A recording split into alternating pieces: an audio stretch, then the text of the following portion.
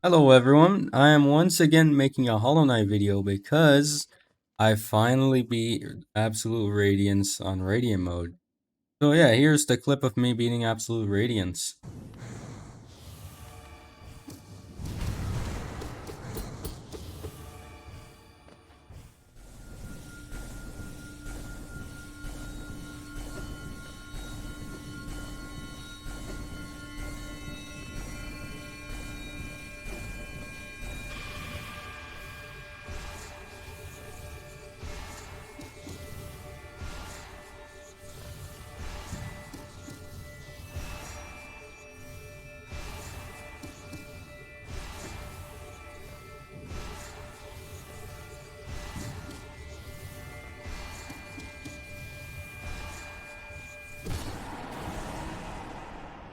Oh my goodness, dude, finally! I might do some modded challenges, but I can finally wait for Silk Song and Peace.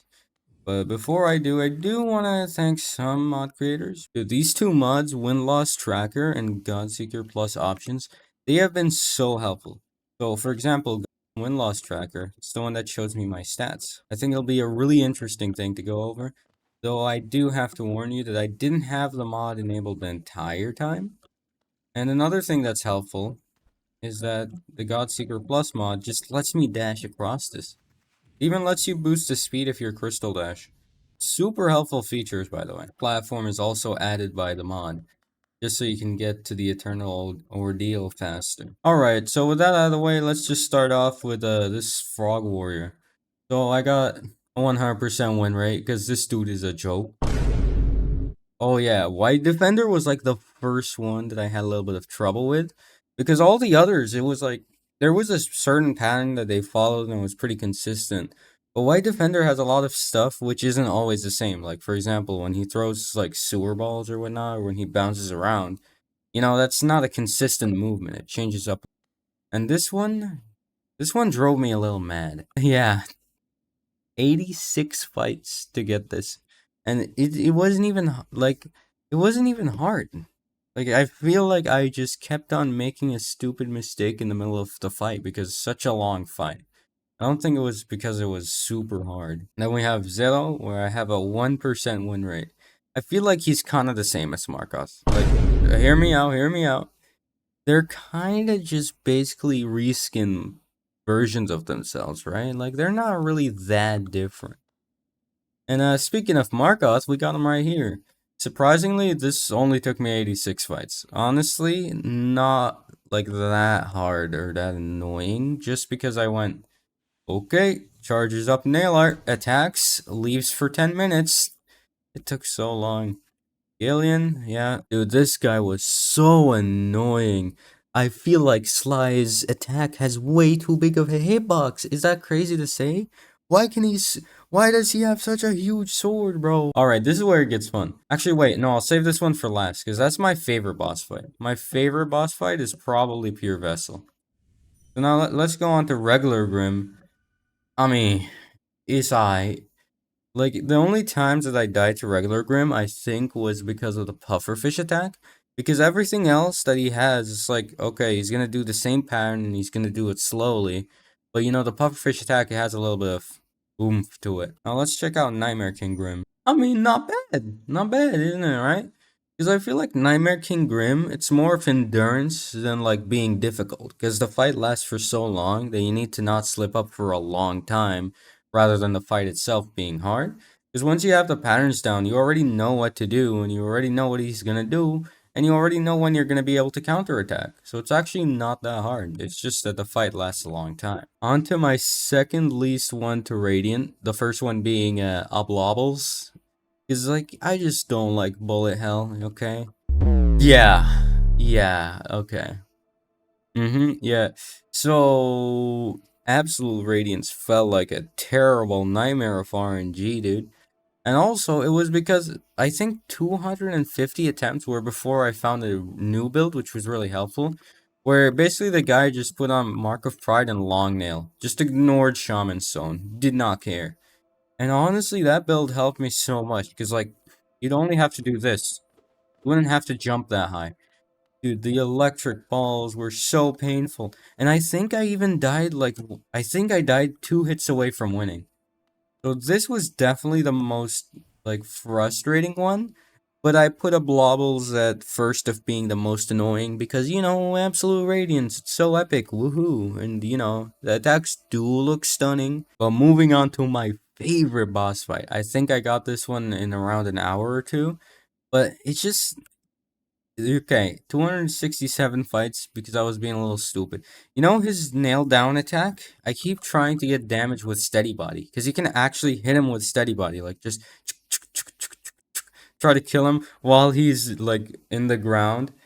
So yeah, I kept trying to do that. Sometimes I'd fail, and I also wanted to parry his parry. So if he parries you, you can actually parry his parry. And I kept trying to go for that, which yeah, not a good idea, but it was fun. Okay, because I didn't want to do it the regular way. I wanted to beat him the way that I wanted to. Now I'm just gonna go over some general thoughts of over Hollow Knight. Honestly, dude, Hollow Knight has been amazing. Like it feels so fun to just have a boss rush mode. Like think about it, what game does this for you? Yeah, Hollow Knight is super fun because most of the boss fights feel fair and like when you learn the pattern, it feels so satisfying being able to consistently just beat the boss. Like see, this doesn't really feel like it's RNG or anything. This is just fun boss fight. Oh yeah, and I also have an HP bar as you can see. That's not base game, don't worry. And also, the clever usage of descending dark to get some iframes is also such a fun mechanic. Like you offensively use a spell to defensively get iframes. Like I'm a guy that really likes combat systems in games. For example, I couldn't play Terraria because I just didn't like the combat system enough. Even if like all the other features are great, if the combat system doesn't feel fluid, smooth, quick, and responsive, then I just don't want to play the game. And let me tell you, Hollow Knight it feels so responsive. Because think about it, you only have a few buttons. Like, right? You see all those spells that I just did? All three of them, I just pressed my quick cast button. I just pressed a movement key to decide which one does that, whatever. Like, I feel like that's so clever. Because, they easily could have made it so, like, you have to press this key for Shriek, this key for Descending Dark, this key for that. Like, that would have been such an overcomplicated and annoying system. But instead, they managed to compact all the keybinds into just one key, your quick cast. And if you don't want to do that, you can just use your other, like, your focus keybind. So, really, there's not much keybinds to this game. Like, honestly, sometimes when I go to school, like, I just have Hollow Knight on my laptop, and I can just play it without a mouse. That's how little, like, it's crazy. Like, it's such clever game design. And there's a lot of clever game design in this game. Not only that, the exploration also felt good.